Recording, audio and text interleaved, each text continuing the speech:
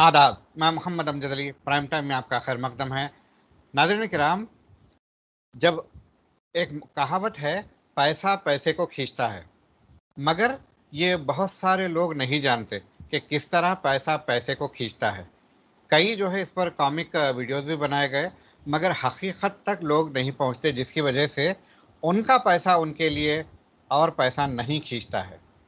वो अपना फाजिल पैसा, यानी कि जो एक्स्ट्रा रकम होती है खर्च के बाद, वो या तो अपने घरों की तिजोरी में रखते हैं या फिर कोई बैंक में रख देते हैं, जिसकी वजह से वो बढ़ता नहीं बल्कि घटता है। पैसे को पैसा किस तरह से खींचता है, क्या पैसे से पैसे को खींचना चाहिए, और खींचना चाहिए तो किस तरह से खींचना चाहिए, ये अहम मौजू पर आज हम बात करेंगे। हमारे साथ फाइनेंशियल एडवाइज़र मौजूद हैं, जनाब MS शब्बीर साहब, जो कि बहुत बड़ा बैंकिंग का तजुर्बा रखते हुए वो शरई कंप्लायंट इन्वेस्टमेंट को आजकल प्रमोट करने में मसरूफ़ हैं। MS शब्बीर साहब, आपका BBN चैनल पर खैर मकदम है। अस्सलाम वालेकुम। बहुत बहुत शुक्रिया आप चैनल पे हमें दावत देने का। वालेकुम अस्सलाम। शब्बीर साहब, मुख्तसरन तो आपका मैं तारुफ दे चुका हूँ, मगर आपका जो ये जो प्राइवेट आपकी एंटिटी है, जिसको आपने शुरू किया, हलाल इन्वेस्टमेंट या फिर शरिया बेस्ड इन्वेस्टमेंट, उससे पहले आपका क्या बैकग्राउंड रहा? मेरा बैकग्राउंड ये है कि मैं बहुत ही कम उम्र में बैंकिंग में आया और आंध्रा बैंक में तकरीबन 14 साल काम किया। जो मेरी बैंक में ज्वाइन किया तो मेरी 16 साल की उम्र थी। उसके बाद में 14 साल आंध्रा बैंक में काम करने के बाद फिर मैं बाहर गया गल्फ में, और तकरीबन 22 साल मैं जैसे गल्फ में 4-5 बैंक्स में काम किया। और हर वक्त ये रहा कि एक्सपैट्रिएट्स, NRIs, प्राइवेट बैंकिंग वगैरह में काम किया। लेकिन एक दौर ऐसा भी आया जब होश आया और समझ में आया कि जो बैंक में काम नहीं करना चाहिए, सूदी कारोबार है, तो मैंने बैंक से निकल के एक्सचेंज कंपनी में काम करना शुरू किया। फिर देखा है कि पूरा माहौल जो है बगैर सूद के नहीं है, सब चीज़ इकॉनमी पूरी सूद की है, तो वापस बैंक में गया। लेकिन इस बार इस इरादे से गया कि इससे कुछ हल निकालें और अपने उम्मा के लिए हलाल रोजी और हलाल इन्वेस्टमेंट कैसे कर सकते हैं, दोनों में फ़र्क क्या है, ये करने के लिए गया। 2006 में मैंने अपना जॉब गल्फ से छोड़ के वापस आया और अल्हम्दुलिल्लाह मैं 2006 में ये कंपनी स्टार्ट किया, सेंसेज फाइनेंशियल सर्विसेज। और शुरू में ये रहा कि शरई और नॉन शरई दोनों रखा। इसकी वजह ये थी कि एक तो ये है कि नॉन शरई जो है बगैर उसके जो सो इकोनॉमिक्स नहीं बनती थी, यानी कंपनी वायबल नहीं हो सकती थी। और शरिया को मैं ये काम किया कि नॉन मुस्लिम्स या नॉन कम्युनिटी वालों को भी शरिया की दावत देकर उनको बताया कि आप नॉन शरिया के साथ अगर शरिया भी रखें तो दोनों में फ़र्क क्या है और समझ आए। अल्हम्दुलिल्लाह कुछ अरसे के बाद फिर मैंने नॉन शरिया जब प्रोडक्ट्स आ गए और उसमें जो सो मौके मिले तो मैंने नॉन शरिया बिल्कुल छोड़ दिया, अल्लाह ताला से इरादा किया, छोड़ दिया। और अल्हम्दुलिल्लाह इस वक्त मैं 100% शरिया कंप्लायंट एडवाइज़र और प्रोडक्ट्स करता हूँ। और माशाल्लाह। आपने बताया कि आपने 14 साल की उम्र में बैंकिंग ज्वाइन की। 16 साल, शायद 16 साल। जी, तो इतनी कम उम्र में कैसा मुमकिन हुआ बैंक ज्वाइन करना? वो ऐसा था कि अगर आपको याद है तो 1971 की बात है कि पूरी हिंदुस्तान में आंध्रा बैंक में सबसे लंबी स्ट्राइक 1.5 साल की थी। और उस वक्त 1.5 साल तक वो लोग टेम्परेरी एम्प्लॉयज को चलाते थे, और क्योंकि जरूरत थी पैसे वगैरह की, हालात घर के ऐसे नहीं थे, तो मैं टेम्परेरी जॉब्स करता था जो रोटरी क्लब के थ्रू गया था। अल्हम्दुलिल्लाह में 5 साल टेम्परेरी किया, फिर परमानेंट था, फिर उसका मैनेजर बना।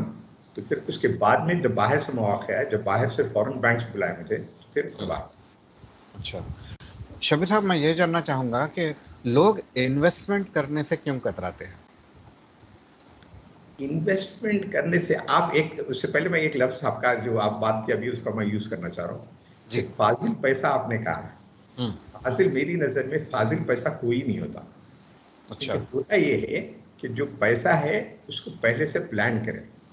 फाजिल को नहीं होता। फाजिल को मतलब शायद आपका मतलब ये था कि लिक्विड फंड या लिक्विड पैसा हो जो खर्च करने के बाद जो बच जाए।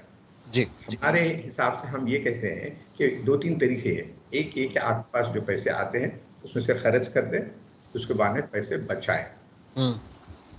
ये गलत है। अच्छा। दूसरा होता है कि आपके पास जितने पैसे आए उसमें से खर्च कर दें, फिर इन्वेस्टमेंट करें। तो ये बचत नहीं हुई, ये इन्वेस्टमेंट। तो प्लानिंग का हिस्सा बना लें इन्वेस्टमेंट को। बेहतरीन तरीका ये है कि आप पहले जब पैसा आए तो उसमें से इन्वेस्टमेंट करें, फिर जो बच जाए उसमें से खर्चा करें। तो इससे दो चीजें एडजस्ट हो जाती है। एक, लोग ये कहते हैं कि मेरे पास पैसा नहीं है, दूसरा ये है कि मेरे पास इतना पैसा नहीं है कि मैं जमा करूं।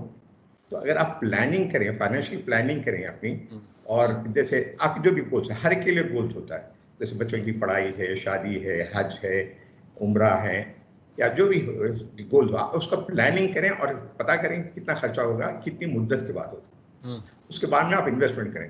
प्रॉब्लम हमारी ये है कि हम टाइम वैल्यू मनी को नहीं जानते। पैसे में तीन चीजें साथ रखना चाहिए। रिस्क कितना ले सकते हैं आप, ये पैसा कितनी मुद्दत के लिए चाहिए, और किस मकसद के लिए चाहिए। अगर आप यहाँ से बैंगलोर जा रहे हैं तो आप स्पीड नहीं देखेंगे, आप ये देखेंगे कि मैं कैसे पैसों पहुंच सकता हूँ बैंगलोर में। तो इसी तरह हर जर्नी आपकी फाइनेंस, जैसे जैसे रिटायरमेंट है, बच्चों की शादी है, ये आप देखें कितनी मुद्दत है मेरे लिए। बच्चे की आज 5 साल की उम्र है, 25 साल की उम्र में करना है तो 20 साल का टाइम है। तो 20 साल की अरसे में मुझे कितना पैसा खर्च होगा इन्फ्लेशन के हिसाब से, और हर महीना अगर मैं जमा करना हो तो कितना कर सकता हूँ। तो ये अक्सर लोग ये समझते हैं कि फाइनेंशियल प्लानिंग सिर्फ अमीर के लिए, नहीं, हर हर किसी के लिए। गरीब के लिए भी फाइनेंशियल प्लानिंग की जरूरत होती है। तो फाइनेंशियल प्लानिंग अमीर गरीब के लिए नहीं है, ये फाजिल पैसे का नहीं है। जो पैसा आता है उससे आखिरत के लिए, उसके बाद में उसको बचत करने की, सॉरी, इन्वेस्टमेंट करने की जरूरत है। अच्छा, ठीक है। मैं ये जानना चाहूँगा कि एक आम आदमी को सरमायाकारी करने से पहले किन बातों को समझना चाहिए? एक तो ये है कि मैं आपको जैसे अभी बताया, टाइम वैल्यू मनी की हिसाब करना चाहिए। टाइम आपके वैल्यू। गोल्स क्या हैं? अक्सर लोग से पूछे तो जवाब ये देते हैं कि फ्यूचर के लिए, कभी जरूरत पड़ जाए पैसे के लिए, लेकिन वैसे नहीं होता। तो आप अगर देखें, अगर तो इंसान की जिंदगी में कम से कम 5 गोल होते हैं। एक ये कि मकान के लिए शेल्टर, दूसरा बच्चों की पढ़ाई, और अगर लड़कियां हैं तो आजकल के माहौल में लड़कियों की शादी के लिए, उसके बाद में होता है कि रिटायरमेंट के लिए, और पांचवा ये है कि आपकी सीनियर सिटीजन लाइफ के वक्त मेडिकल एक्सपेंसेस के लिए। हाँ, इन 5 के अलावा आपके बहुत सारे गोल हो सकते हैं। शायद आप 2 व्हीलर से 4 व्हीलर करना, खरीदना की ख्वाहिश रखते हैं, या कहीं ट्रैवल करना। गोल किसी का भी हो सकता है, किसी चीज का भी। ठीक। इस तरह, और कितनी मुद्दत में होगा, तो फिर देखिए अच्छा। आपकी रियलिस्टिक है ही नहीं है। और ये समझे कि इसके लिए अगर पैसे जमा है तो रेट ऑफ रिटर्न कितना आएगा मुझे, तो टाइम हो गया, वैल्यू होगी, जी। और पैसा है। इस तरह प्लानिंग करना चाहिए। एक छोटी और एक मिसाल देता हूँ आपको। आपने कुछ हिसाब किया है, आपको एक बेटे की शादी के लिए, सॉरी, एक बच्चे के लिए, और उसका 2 साल का अरसा नहीं हुआ, आप पूरे एक बच्चे की प्लानिंग कर रहे हैं, लेकिन दूसरा हो गया, अल्हम्दुलिल्लाह, बड़ी खुशी बात है। प्लानिंग चेंज हो जाती है, सब पूरा चेंज होता है। तो इसी तरह जिंदगी में हर वक्त देखते रहना चाहिए और रिव्यू करते रहना चाहिए कि हमारी प्लानिंग क्या है। जी, जी। तो ये इसके अलावा जो लोग आमतौर पे बैंक में डाल देते हैं, तो बैंक में न डालकर क्या करना चाहिए उनको? बैंक में डालने से सबसे पहली बात यह है कि बैंक से, एक अच्छी बात पहले बता दूं कि अच्छी बात यह है कि एक सिस्टम है जहां पर आपका महफूज समझते हैं, आप सेफ समझते हैं।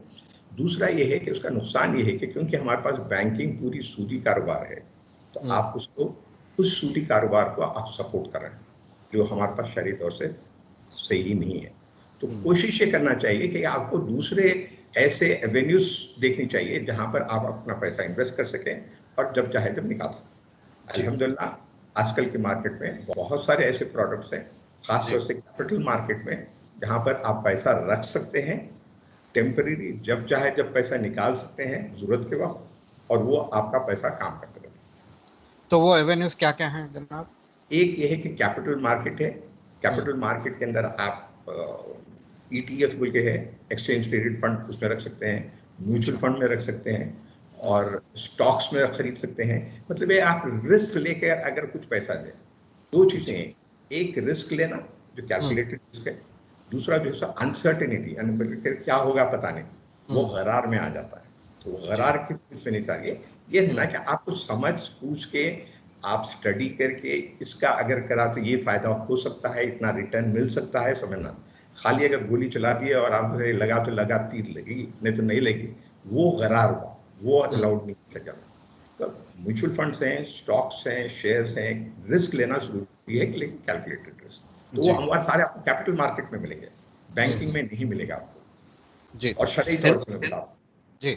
हिंदुस्तान में इस्लामी तरीके से इन्वेस्टमेंट के मौके होने के बावजूद ये तरीका क्यों उरूज नहीं पा रहा है? इसकी वजह यह है कि एक सबसे पहली बात, मालूमात नहीं है लोगों को, जी इल्म नहीं है, फाइनेंशियल लिटरेसी बहुत पुअर है और लोग समझना नहीं चाहते।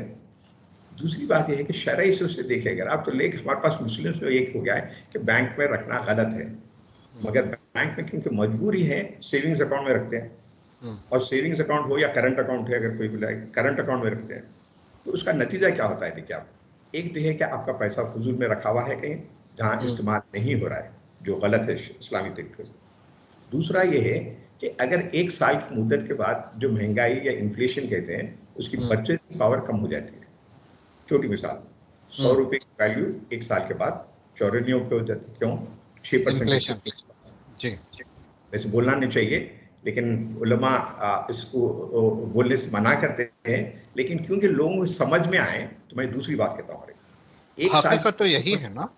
जी, हकीकत तो यही है ना? हाँ, हकीकत तो ये नहीं, इसकी बात नहीं करूँ, दूसरी बात करूँ मैं, ये तो खैर जी समझते हैं उलमा, उसकी जी। इजाजत भी है। अच्छा। दूसरी दूसरी ये है कि एक साल होने के बाद आप रमजान में 2.5% ज़कात भी निकालते हैं।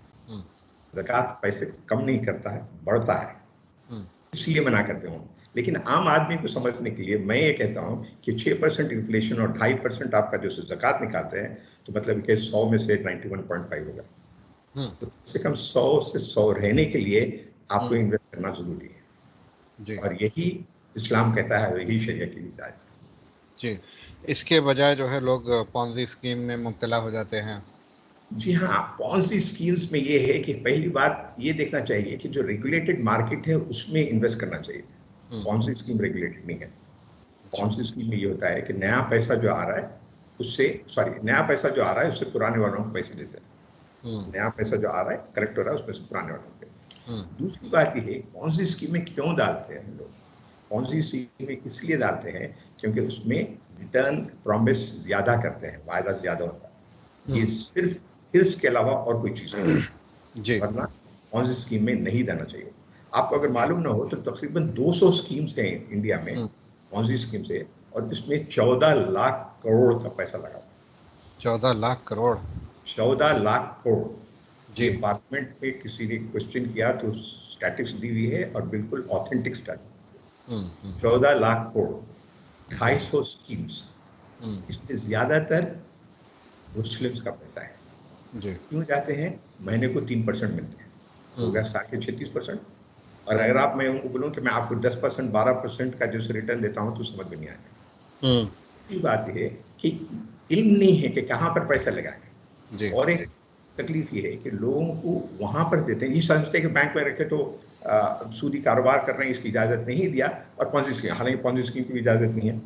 दूसरी है कि हमारे पास जो आंख से दिखता है, जी हम उस चीज में रखना चाहते हैं। आंख से दिखने वाली चीज क्या है, जिसको फिजिकल एसेट्स कहते हैं? आंख से दिखने वाली चीज गोल्ड, प्रॉपर्टी। जी। तो जो दिखता है उसमें रखना चाहते हैं। जी फाइनेंशियल एसेट हो, आपका स्टॉक हो, तो आपको दिखता है। अभी मैं वही पूछना चाह रहा था कि बावजूद स्टॉक के जो रेगुलेटेड मार्केट है, सिक्योर मार्केट है, वैसी मार्केट में नहीं लगाकर लोग बेदरिग जो है प्रॉपर्टी खरीदने में इन्वेस्ट कर रहे हैं, इसकी क्या वजह है? मैं बताया ना, जैसे आपको पहली बात ये बताया कि आपको कि जैसे फिजिकल एसेट है जो हम देखते आए हैं। जी दूसरी चीज ये है कि समझते हैं हम कि जैसे प्रॉपर्टी में ज्यादा है। एक मिसाल देता हूँ, लोग सबसे पूछो, आप बोलेंगे कहाँ है, जमीन ही नहीं है खरीदने के लिए। जमीन महंगी होती जाती है हर वक्त। बिल्कुल बात गलत है।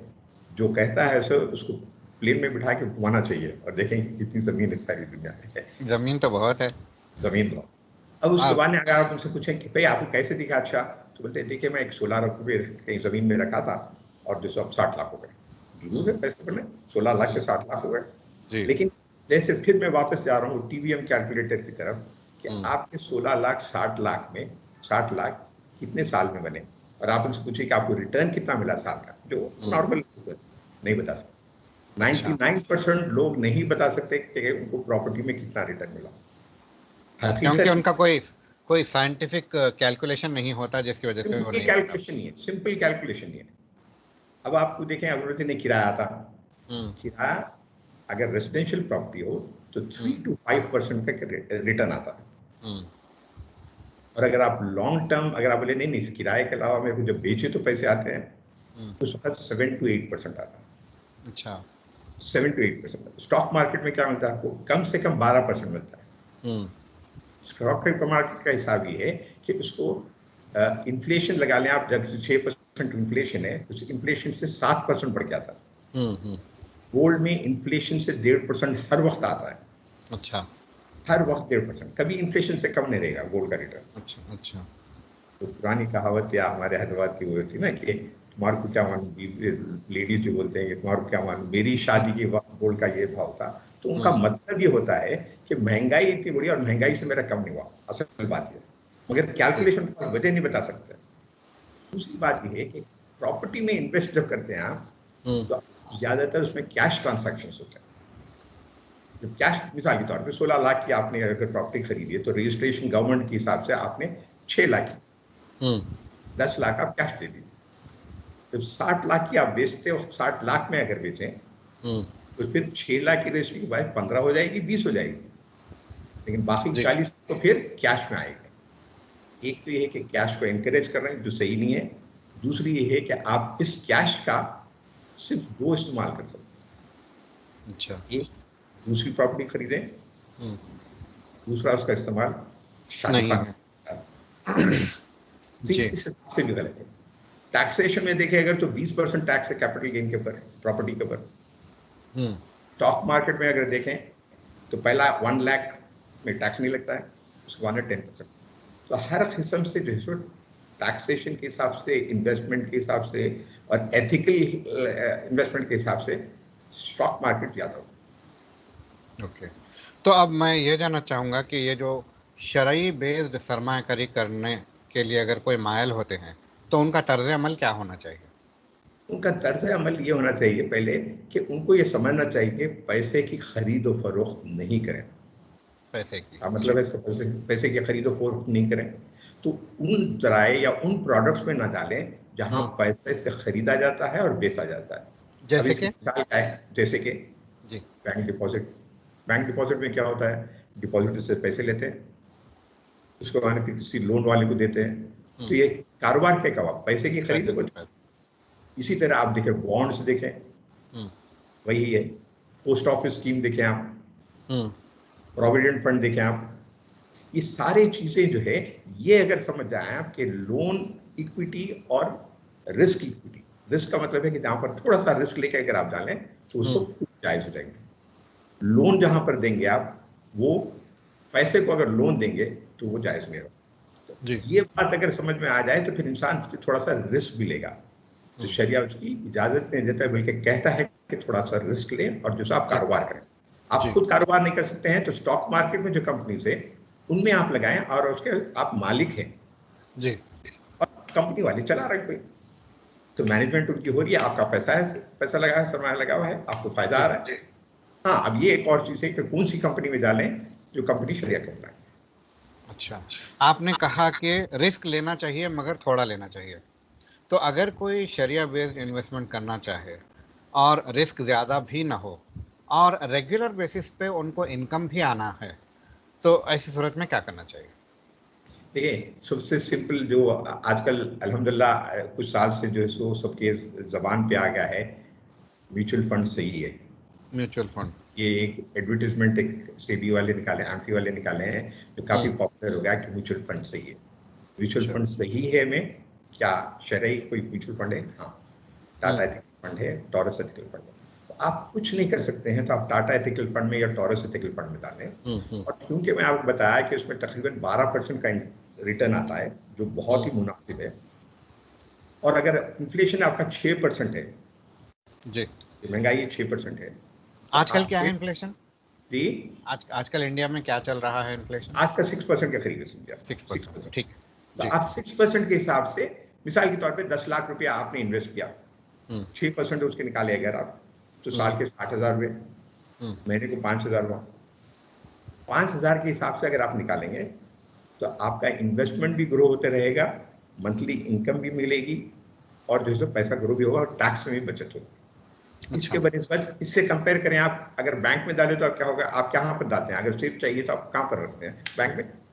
मंथली इनकम चाहिए तो बैंक में रखे, 25 साल भी रखने के बाद में आपको वही देगा जो 10 लाख आपको जमा थे।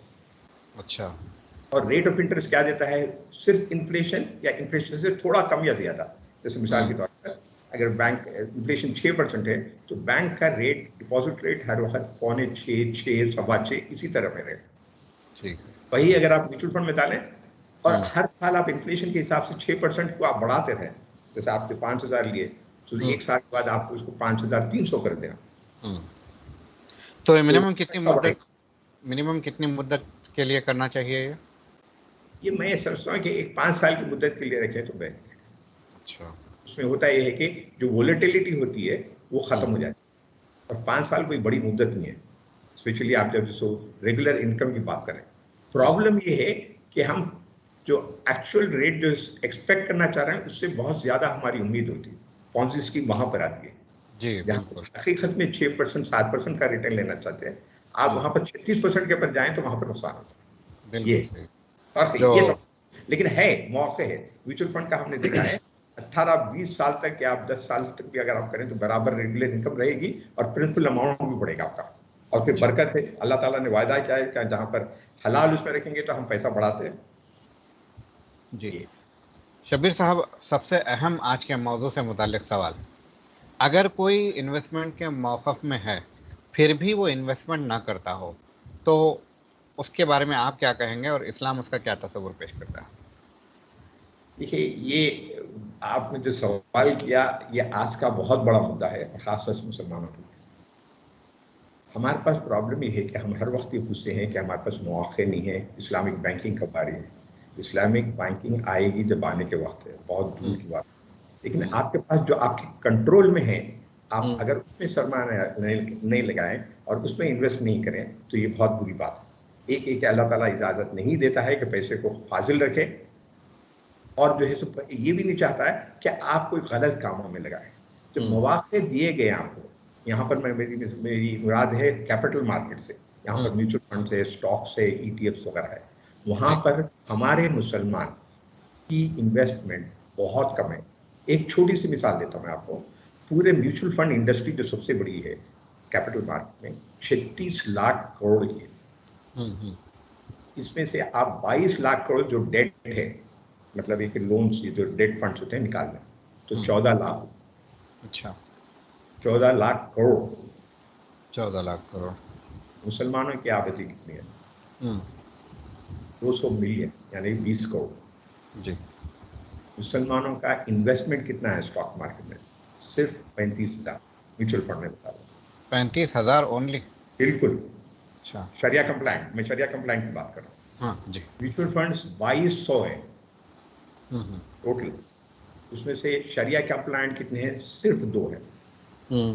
एक तो आप इक्विटी का फिगर सुन लिए हैं म्यूचुअल फंड का कि 14 लाख करोड़, और 20 करोड़ मुसलमान म्यूचुअल फंड जो शरई आपके मौके हैं और जो सर्टिफिकेटेड है और जो 12% से बढ़ के रिटर्न देते हैं, वहां पर सिर्फ 1200 करोड़ के पैसे। अच्छा। और ये 1200 करोड़ में से भी दूसरी फॉर्म के भी, सिर्फ पूरे मुसलमान के स्टैटिस्टिक्स से आप सब निकाले कि 2 म्यूचुअल फंड में 1200-1500 से बढ़ के, इसमें कुछ जैन का भी पैसा है, तो अगर आप निकालें तो 1000 करोड़ भी नहीं है। सबसे बड़ी तकलीफ की बात यह कि हम सब बात तो करते हैं कि तो मौके मिलने चाहिए। मेरा सवाल मुस्लिम इंस्टीट्यूशन से, फाइनेंशियल इंस्टीट्यूशन से, कोई जिसमें हर कोई आ गया, शुरू करता हूँ वक्त से, उसके बाद मदारिस, मसाजिद, ट्रस्ट, इंडिविजुअल्स, ये सब मिला के पैसे कभी रखे हैं क्या? इंस्टीट्यूशंस का, मेरे जहाँ तक, मैं तकरीबन 40-50 साल से हूँ उस इंडस्ट्री में, मैंने अभी तक कोई मस्जिद, मदरसा या कोई बोर्ड, किसी का पैसा नहीं देखा है। अच्छा। ये बहुत बड़ी तकलीफ है चीज़। और अगर आप इंडस्ट्री से बात करें तो बोलते हैं कि भाई हमारे पास डिमांड बताई, डिमांड है ही नहीं तो हम प्रोडक्ट कहाँ से लेकर? तो आप 1200 दिखे तो कैसा आएगा आपको मौका? और ये रिटर्न नहीं देता कुछ नहीं है, रिटर्न 12% दे रहा है। सवाल हमको इस इंस्टीट्यूशन से करना चाहिए, अपने आप में झांकना चाहिए कि ये जो मदारिस है, जो मसाजिद हैं, जो वक्फ हैं, इंस्टीट्यूशंस हैं, माइनॉरिटी इंस्टीट्यूशंस हैं, गवर्नमेंट की इंस्टीट्यूशंस जो हैं, उन्हें कोई इतराज़ नहीं रखे, लेकिन हमारे लोग डरते हैं कि पैसा डालने के लिए। ये बहुत ही गलत चीज़ है। ये लोग जिम्मेदार हैं, अल्लाह ताला को जवाब देना पड़ेगा इन लोगों को कि वो खुद ये कौम का पैसा जैसे सही उसमें नहीं रखें, जमा करके रखें। जी, एक तो है इंस्टीट्यूशंस जो कौम का पैसा बढ़ने नहीं दे रहे हैं, दूसरे इनफरादी इंडिविजुअल लोग हैं। बिल्कुल सही। तो इस्लाम क्या कहता है ऐसे लोगों के ताल्लुक से? इस्लाम तो ये कहता है, इस्लाम तो ये कहता है, जब आपका पैसा हो तो आप दूसरी जगह नहीं डालें जहां पर जो नॉन इस्लामिक है, नॉन शरिया है, बल्कि शरिया इस्लाम उसमें ही डालना चाहिए। मवाखे रहते हुए नहीं डालना, ये बहुत बड़ा जुर्म है। और ये मैं समझता हूँ कि गैर शरई है कि आपके पास पैसा हो, मौके हो और आप ना डालो। इसको सबको समझना पड़ेगा, हमारे मुफ्तियान इकराम को सुनना पड़ेगा, हमारे इंस्टीट्यूशंस के जो मुस्लिम लीडर्स हैं उन लोगों को समझना पड़ेगा कि ये बहुत बड़ी भूल है, बहुत बड़ी भूल है। अल्लाह ताला महफूज फरमाए। जी, इंस्टीट्यूशंस अगर अपना पैसा हलाल तरीके से इन्वेस्ट करेंगे और पैसा पैदा करेंगे, तो बहुत सारे ऐसे लोग हैं जो सूद पर कर्जा लेते हैं। ऐसे लोग सूद पर कर्जा लेने से बच जाएंगे और छोटे छोटे रोज़गार या छोटी छोटी ज़रूरतें पूरे करने में उन्हें कामयाबी हासिल होगी। बहुत अच्छा मशवरा है आपका, बहुत प्यारी बात आपने की है। फाइनेंस कंपनीज जो है, सोसाइटीज जो है, इन लोग को, क्योंकि एक तो ये है कि इल्म नहीं है, और जब पब्लिक का पैसा है तो बहुत हो जाते हैं कि पब्लिक का पैसा है, हम रिस्क नहीं ले सकते। हालांकि इस्लाम नहीं कहता, ये शरिया की तरफ नहीं है। अगर वो मुस्लिम पैसा मुस्लिम में ही सर्कुलेट हो जाए, सिर्फ सर्कुलेशन में लेके आए, तो मेरा ये ख्याल है कि जो सब गरीबी जो हमारे मुसलमानों में है, वीकर सेक्शन है या माइनॉरिटीज है, वो नहीं रहेंगे। मुझे लगता है आप एक सोच लीजिए ना, ज़कात के कितने पैसे जमा होते हैं? ज़कात क्या है? कोई फिगर है, अलग अलग फिगर है।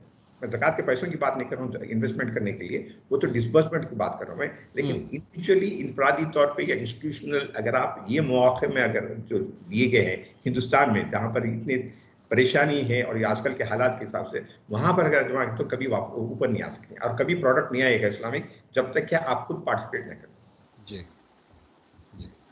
इस उम्मीद के साथ के लोग शऊर में आएंगे और इस एपिसोड से ये दर्स हासिल करेंगे कि एक तो पैसे को बेकार डालना नहीं है, और फिर उसको किस तरीके से इन्वेस्ट करना चाहिए ताकि रिस्क भी कम हो, हलाल भी हो और रेगुलर इनकम भी आए, इनफरादी और कौम का भला हो। आपका बेहद शुक्रिया शब्बीर साहब। शुक्रिया, बहुत बहुत शुक्रिया। तो नाज़रीन, ये थे जनाब MS शब्बीर साहब, जो कि शरिया बेस्ड फाइनेंशियल एडवाइज़र हैं, सेंसेज कंपनी के फाउंडर हैं, और ये बैंकिंग छोड़कर इस इंडस्ट्री में आए हैं ताकि लोग हराम से बचें, हलाल ज़रिए से कमाएं और पुरसुकून ज़िंदगी भी गुजारें और आखिरत में भी कोई टेंशन ना हो। हमें दीजिए इजाज़त। शब बखैर।